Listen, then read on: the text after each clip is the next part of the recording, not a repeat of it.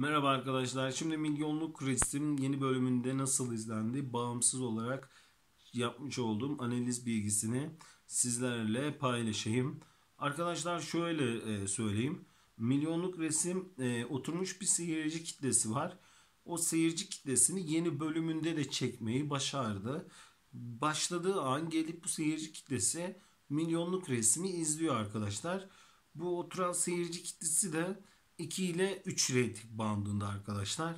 Hani bu seyirci kitlesinin ilgisini yeni bölümde Milyonluk Resim çekmeyi başardı.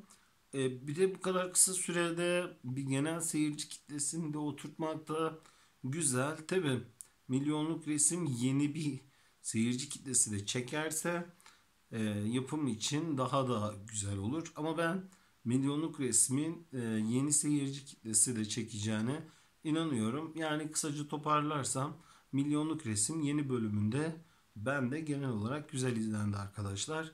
Allah'a emanet olun. Kendinize çok çok iyi bakın.